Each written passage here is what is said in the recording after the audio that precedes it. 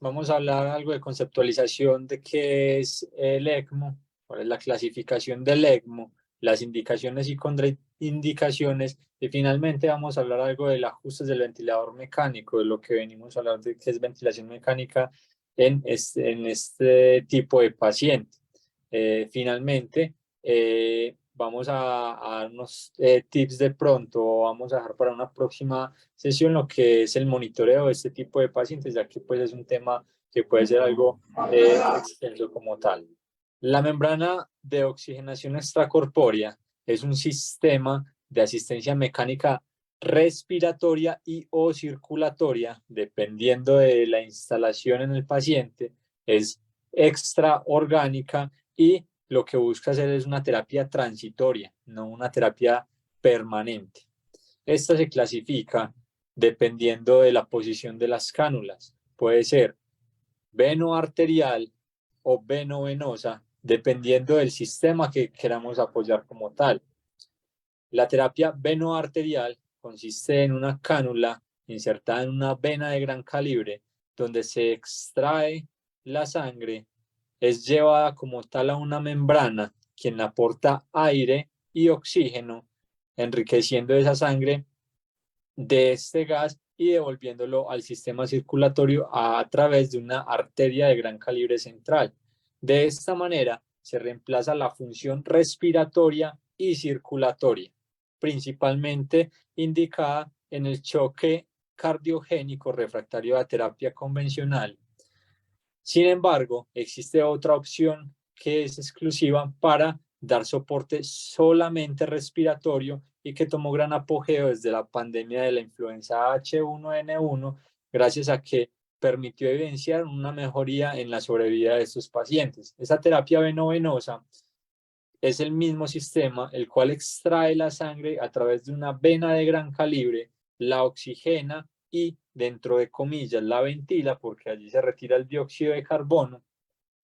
y deposita nuevamente la sangre en una vena de gran calibre cerca a la aurícula derecha, que permite que el corazón continúe con su función de bombeo y distribuya la sangre al organismo ya oxigenada. Solamente se brinda reemplazo a los pulmones. En ambos casos, generalmente los pacientes van a estar bajo soporte respiratorio y los parámetros son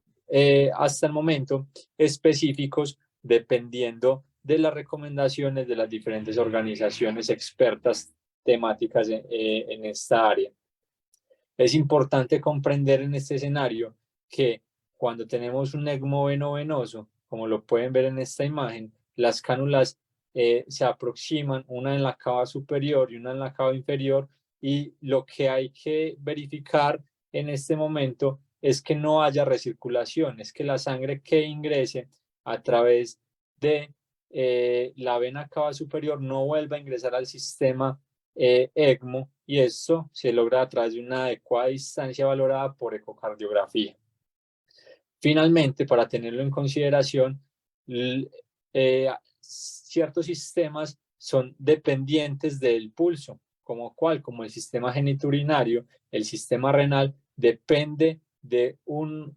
pulso para mantener una adecuada presión de perfusión renal, y esta se pierde con el ECMO venoarterial, ya que se reemplaza casi que por un flujo constante laminal, lo que activa el eje renina-angiotensina-aldosterona y posteriormente una vasoconstricción de la arteria aferente renal, que induce muy probablemente falla renal si esta terapia prosigue día tras día. Esto acumularía de cierta manera o congestionaría el sistema respiratorio, pero esto no se presenta en los primeros días como tal. Después de la clasificación tenemos las dos principales indicaciones: una, el choque cardiogénico, y dos, la insuficiencia respiratoria. El ECMO venoarterial, utilizado principalmente para el choque cardiogénico, exclusivamente cuando se ha probado la terapia convencional y el paciente no ha respondido, incluso cuando se instala balón de pulsación intraaórtico. Y en la insuficiencia respiratoria generalmente se utiliza el ECMO venovenoso, tanto en la tipo 1, la tipo 2, recuerda que la tipo 1 es hipoxémica y la tipo 2 hipercámnica. Y cada una de estas insuficiencias respiratorias podrían llegar a un ECMO, ¿cierto? Siempre y cuando se agoten las medidas convencionales. El ECMO tiene unas ventajas y es que es una terapia de inicio rápido de la asistencia mediante una canulación periférica. Es una técnica generalmente poco agresiva, por lo que es mejor tolerada en estos pacientes críticos y sobre todo es importante entender que no necesita una toracotomía abierta, por lo cual se conservan los mecanismos herméticos de la caja torácica y las propiedades de la caja torácica que son fundamentales para la mecánica ventilatoria. Se ha mostrado eficaz como puente a una asistencia ventricular de larga duración o como puente de trasplante cardíaco. Las indicaciones del ECMO venoarterial, como lo habíamos planteado anteriormente, generalmente es en el choque cardiogénico, el cual es refractario a la terapia convencional, incluso cuando se utiliza el balón de contrapulsación intraórtico, o como terapia de puente para el trasplante cardíaco, ya se ha demostrado que es efectivo. Son múltiples las indicaciones y en cuanto a la ventilación mecánica, pues es un poco más simple que el venovenoso. ¿Por qué? Porque la función pulmonar generalmente está conservada. Lo que vamos a hacer con estos pacientes sometidos a circulación extracorpórea venoarterial generalmente es mantener una ventilación mecánica individualizada que busque una presión meseta menor de 25 centímetros de agua con una presión de distensión, un driving pressure menor de 15 centímetros de agua, situación que es fácil de lograr cuando un pulmón está íntegro y cuando solamente se está reemplazando la función cardiovascular. Súper importante y es un principio de la ventilación mecánica y más que un principio es el objetivo principal, es mantener ese intercambio de gases con la menos, evitando siempre la lesión pulmonar autoinducida, evitando siempre el menor daño pulmonar. Lo vimos anteriormente, disculpen que hay algo como interferencia en el sonido. Prosigo. Generalmente el ECMO otorga flujo de aire para la depuración de dióxido de carbono y fracción inspirada de oxígeno para enriquecer la sangre de oxígeno. En este caso, el ECMO venoarterial, generalmente los flujos de aire son bajos y la fracción inspirada de oxígeno son bajos, al igual que en el ventilador. Esto porque generalmente se está sustituyendo la función cardíaca. En cuanto a la indicación del ECMO venovenoso, hay unas indicaciones un poco más rigurosas. A través de esto, la Organización del Soporte Extracorpóreo dictaminó unas indicaciones específicas. Para la insuficiencia respiratoria tipo 1 hipoxémica, se establece ECMO cuando la relación PAFI o transferencia de gases está menor de 100 milímetros de mercurio con una fracción inspirada de oxígeno mayor del 90%, se establece una escala de Murray mayor o igual a 3 puntos y un índice de oxigenación mayor de 80 a pesar de un tratamiento óptimo durante 6 horas o menos. Otros consensos, como el estudiado por el doctor Christian Richard, nos habla de una relación PAFI menor de 50 milímetros de mercurio con fracción inspirada al 100%, a pesar del uso de ventilación mecánica protectoria y al menos un posicionamiento prono durante 3 horas. Generalmente estas son las indicaciones que utilizamos para ingresar a los pacientes a ECMO venovenoso. También hay una indicación para los pacientes con insuficiencia respiratoria hipercápnica y esta es cuando el dióxido de carbono supera los 80 milímetros de mercurio y hay una imposibilidad de ventilar al paciente para depurar este CO2 manteniendo una presión meseta menor de 30 centímetros de agua. Finalmente, en 2021, el Consenso de ECMO colombiano ha dado unas directrices para la falla respiratoria grave asociada a COVID-19 basándose en esta literatura, teniendo en cuenta que la ventilación mecánica debe ser menor de 7 días, ya que el ECMO se asocia con mayor mortalidad si hay ventilación mecánica prolongada, si hay edad avanzada o si hay otras comorbilidades o si el paciente está premortem. Son puntos indispensables a tener en cuenta. Aquí establecemos igual a PAFI menor de 80 milímetros de mercurio por 6 horas o PAFI menor de 50 por 3 horas. Y una indicación más, el pH menor de 7,25 con un dióxido de carbono mayor de 60 milímetros de mercurio por 6 horas.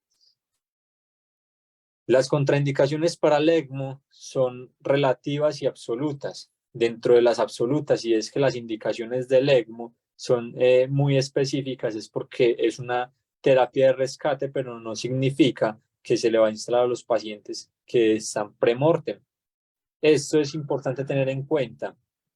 porque esta terapia busca mantener o restablecer, no restablecer, busca mantener un tiempo de descanso pulmonar para evitar los mecanismos de mecanotransducción e inflamatorios y darle reposo al pulmón mientras que la membrana extracorpórea hace el intercambio de gases como tal. Es importante tener en cuenta que los pacientes premortem no son candidatos a estos, ya que se aumenta notoriamente la mortalidad y hay unas indicaciones relativas, como generalmente lo es el peso, con un índice de masa corporal mayor de 40, entre otras comorbilidades.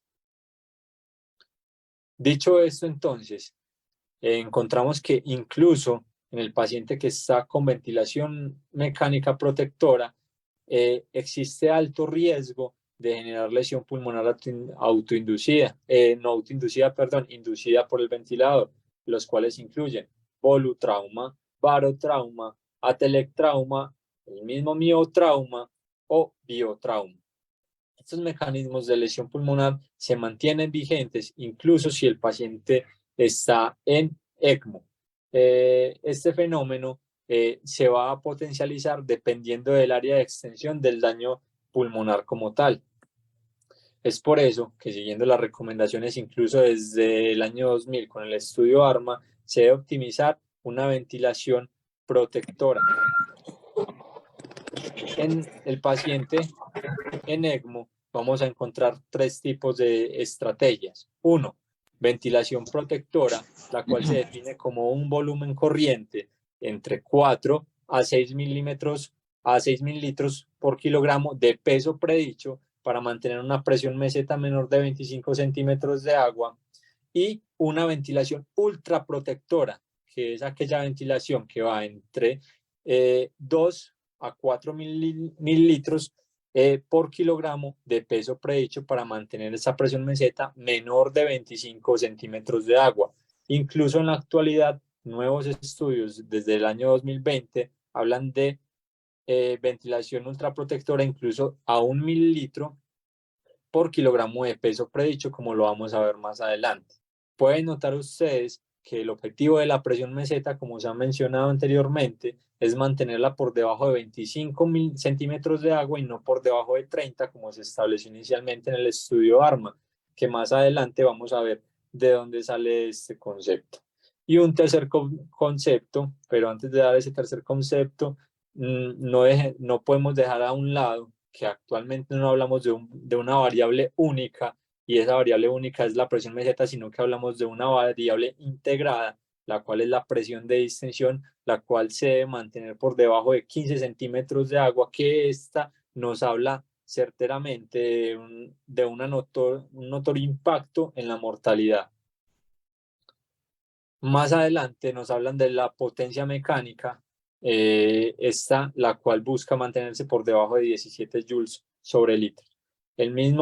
La misma persona que habla de la potencia mecánica nos hablaba hace varios años de la tercera estrategia de ventilación regulada en estos pacientes con ECMO, y es que esto viene desde mucho antes y es el concepto de descanso pulmonar o long rest. Este descanso pulmonar habla no solamente de mantener volúmenes bajos, sino frecuencias respiratorias bajas, ya que esto disminuye como tal el estrés pulmonar, la apertura y el cierre cíclico del parénquima pulmonar. Entendiendo estos tres conceptos, tenemos que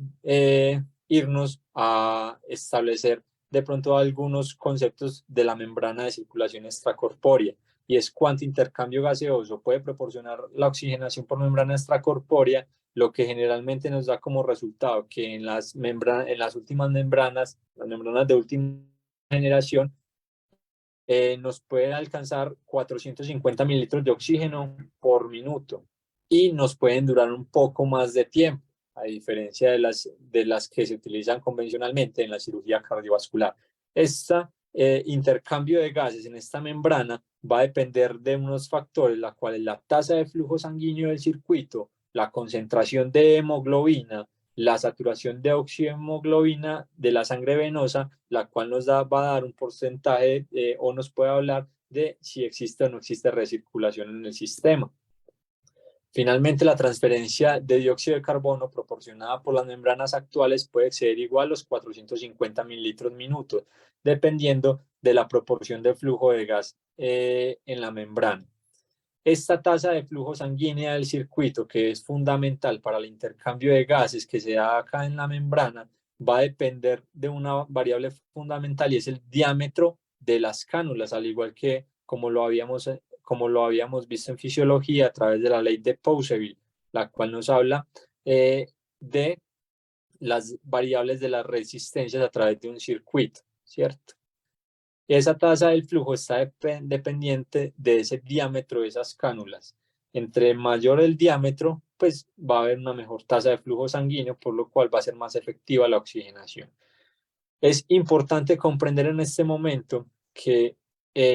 por sí sola, la membrana, cuando el paciente está en ECMO veno-venoso, la efectividad también va a depender de la gravedad de la enfermedad. Un pulmón totalmente condensado, con baja eficacia y rendimiento en la difusión de gases, pues no va a tener tanto rendimiento como un pulmón que no esté tan lesionado. Igual lo que uno busca es mantener un reposo pulmonar, pero siempre va a haber unos parámetros que van a interferir con ese intercambio de gases y que podrían apoyar un poco más el mantenimiento de los gases en el sistema circulatorio.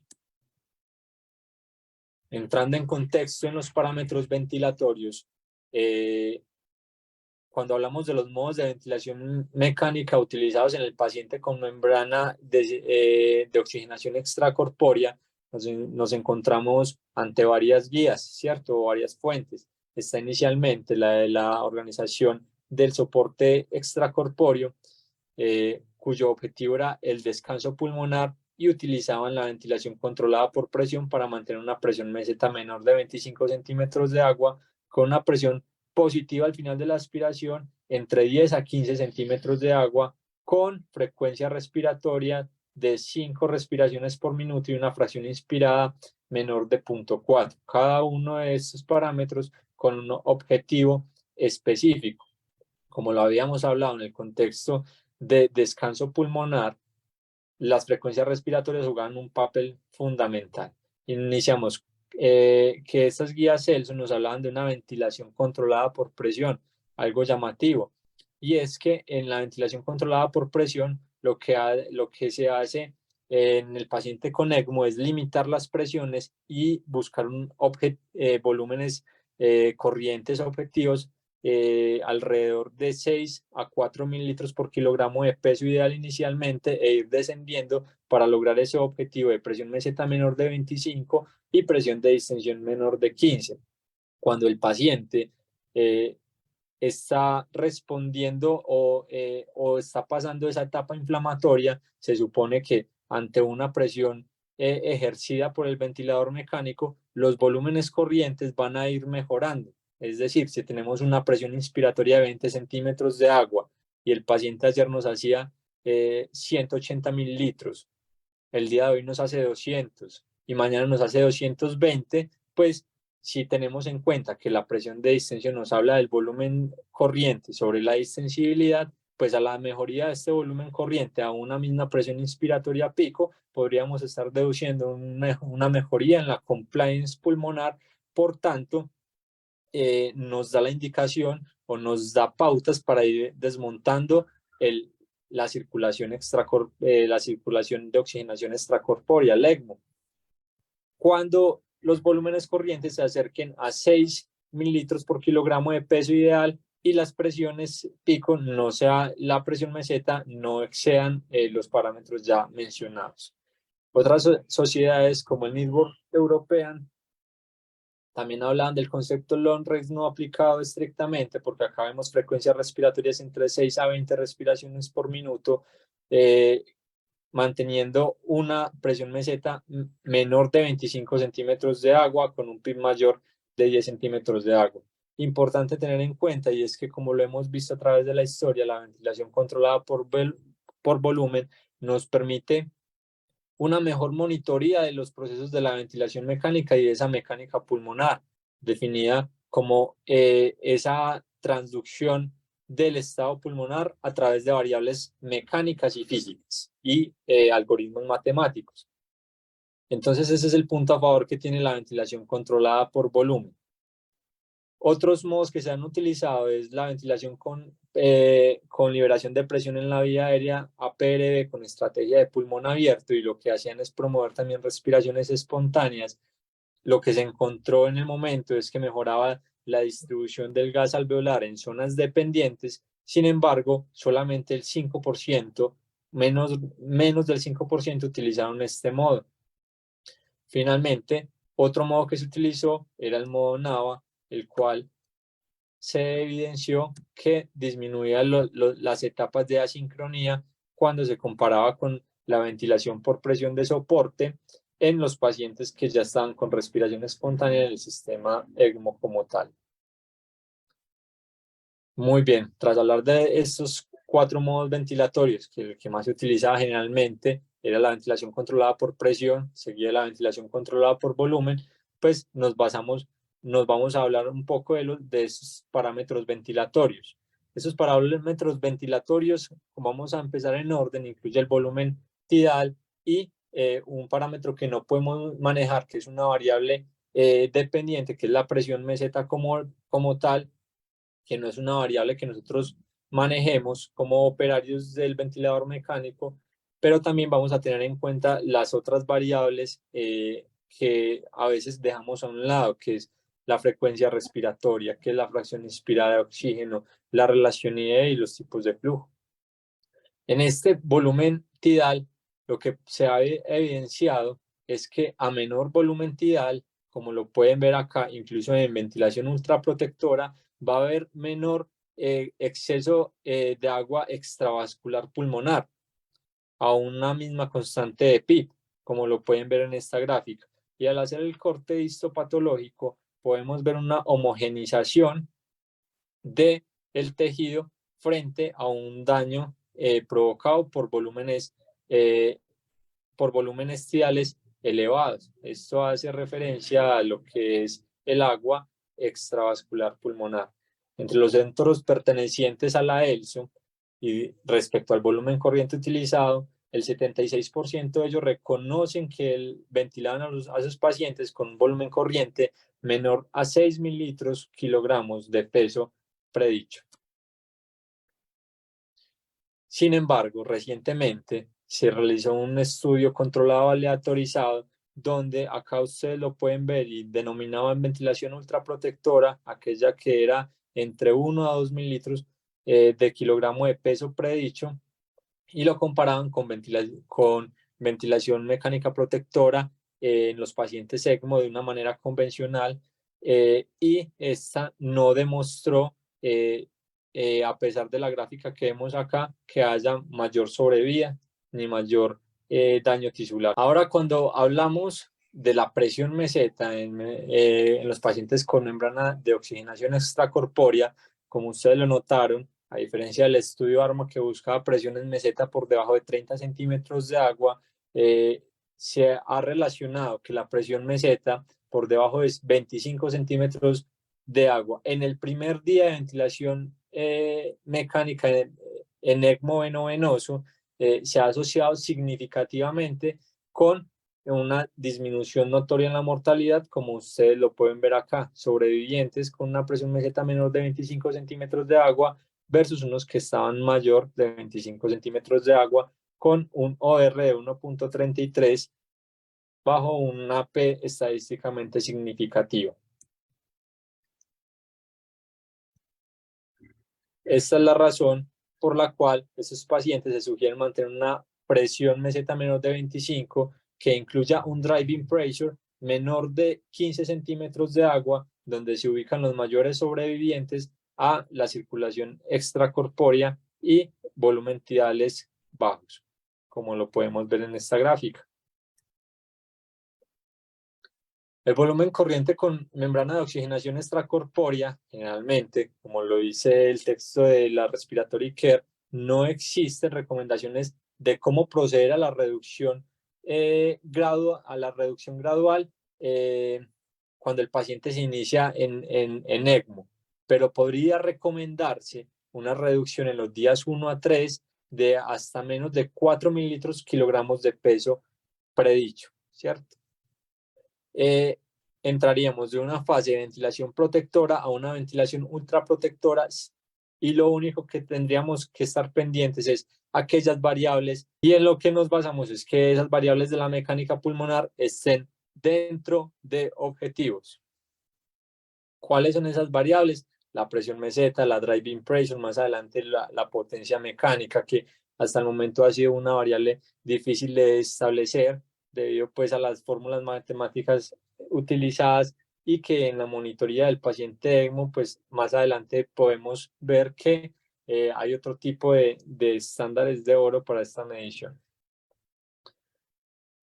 Cuando hablamos de la presión positiva al final de la expiración en la circulación extracorpórea,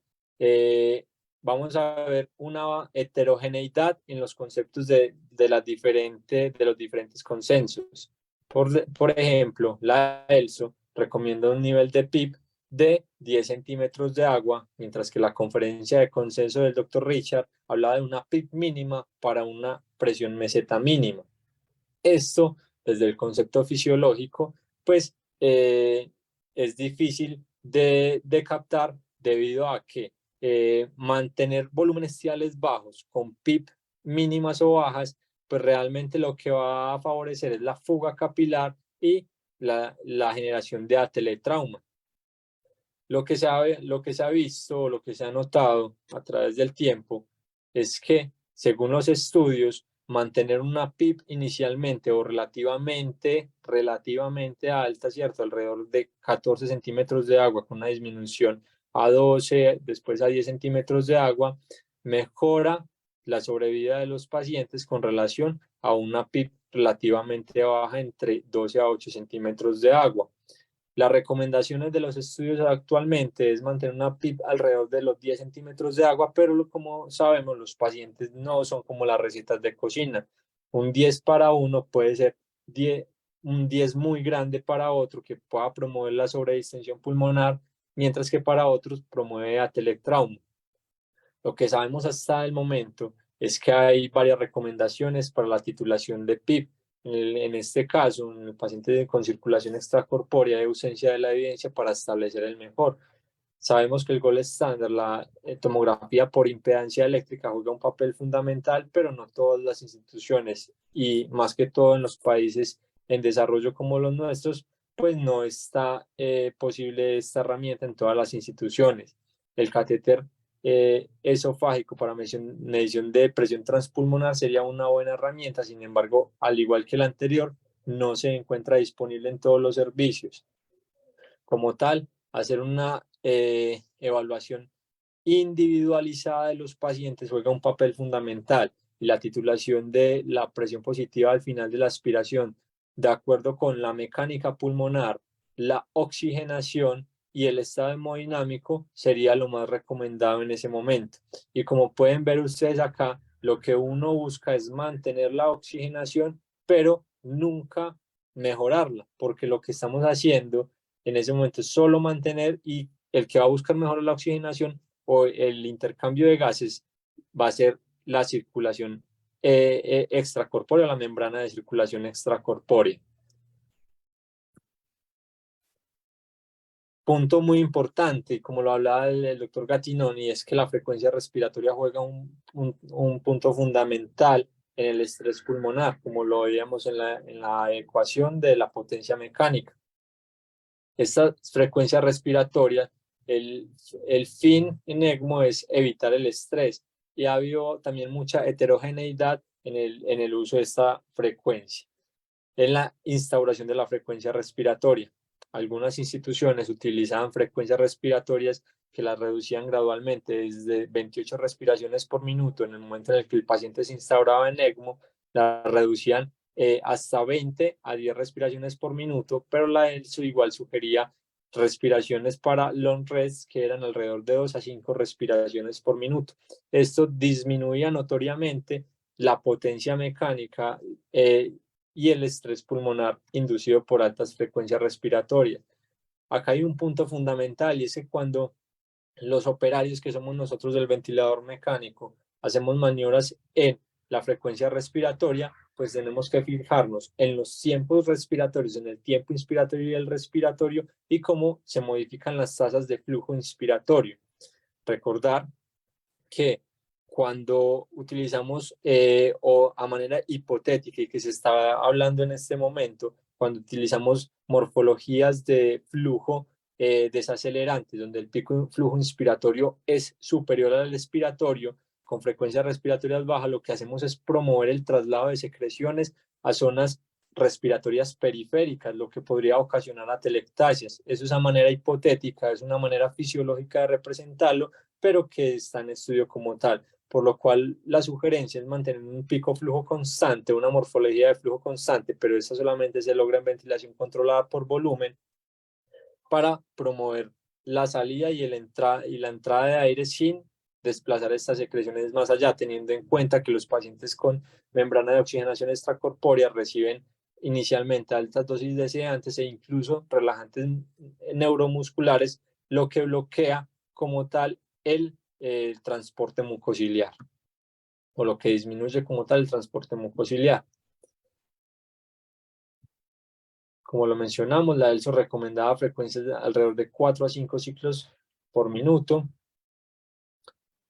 Estas frecuencias respiratorias, como lo vamos a ver a continuación, no solamente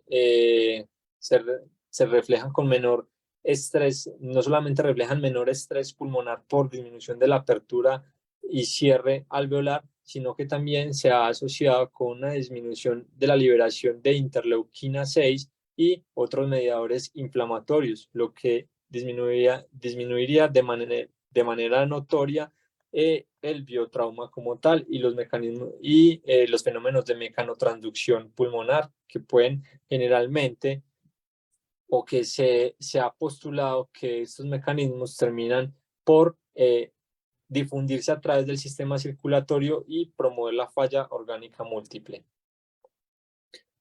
En cuanto a la fracción inspirada de oxígeno, como lo vimos en las tablas anteriores, estas fracciones inspiradas de oxígeno lo que buscan es mantenerse en rangos que no generen toxicidad por oxígeno. Algunos estudios han estudiado este rango como mayor al 60%, pero lo cierto es que se debe utilizar la mínima concentración posible, ya que, como lo mencionamos anteriormente, todos los organismos son heterogéneos y la toxicidad por oxígeno va a depender también de factores no solamente de la concentración que se le aporte, sino de factores internos de los propios pacientes. Es evidente que para minimizar la lesión pulmonar asociada al ventilador, que no solamente es barotrauma y volutrauma, sino también toxicidad por oxígeno, debemos mantener esta FIO2 al nivel mínimo para una oxigenación alrededor o mayor del 85%. Esta gráfica nos va a hablar un poco más o menos de cómo son esos objetivos, qué es lo que buscamos nosotros y cómo lo podemos hacer. Cuando el paciente es instaurado en el ECMO venovenoso para la insuficiencia respiratoria, los objetivos que tenemos es limitar el strain, que es esa exceso de tensión sobre el parénquima pulmonar, y lo que podemos hacer en ese momento es aplicar el concepto de long rest o ventilación ultraprotectora o ventilación protectora. Al disminuir los volúmenes corrientes, disminuir la frecuencia respiratoria, o limitar las presiones inspiratorias para buscar una presión meseta por debajo de 25 centímetros de agua con una presión de distensión menor de 15 centímetros de agua, como lo habíamos mencionado. Limitar el atelectrauma, y esto lo vamos a hacer manteniendo una presión positiva al final de la aspiración, como lo mencionamos anteriormente, para evitar la fuga capilar, para mantener el pulmón en una apertura constante, por decirlo de cierta manera, mayor o igual a 10 centímetros de agua. Esa es como la recomendación que hay en este momento. Limitar las atelectasias por reabsorción o el atelectrauma por las fracciones inspiradas de oxígeno alta. Esto se logra mediante una reducción de la fracción inspirada de oxígeno y manteniendo un adecuado nivel de PIB. Y abolir la sobredistensión utilizando el monitoreo de la presión transpulmonar con catéter de balón esofágico. Es una herramienta que tienen de pronto pocas instituciones a nivel mundial, ¿cierto? Finalmente, podemos hablar de otra estrategia que ha tomado un poco de fuerza, que se está discutiendo, y es el posicionamiento prono con ventilación ultraprotectora en el paciente con ECMO. Y este posicionamiento prono ha sido heterogéneo en cuanto a resultados. Algunos ensayos clínicos han mostrado que es efectivo, algunos otros como este, de pronto de mayor rigurosidad, lo que han encontrado es que a pesar de que, como pueden ver ustedes acá en este subgrupo del paciente supino, que tuvo una sobrevida mucho menor que el paciente en prono, pues realmente lo que le dio el resultado que le dio a estos autores es que, a pesar de que hay una diferencia, esta diferencia no es significativa, no es estadísticamente significativa, por lo cual no hay diferencia entre los pacientes que fueron pronados y entre los que no fueron pronados que recibían ventilación ultraprotectora en ECMO. Sin embargo, hay mucho por estudiar acerca de este tema.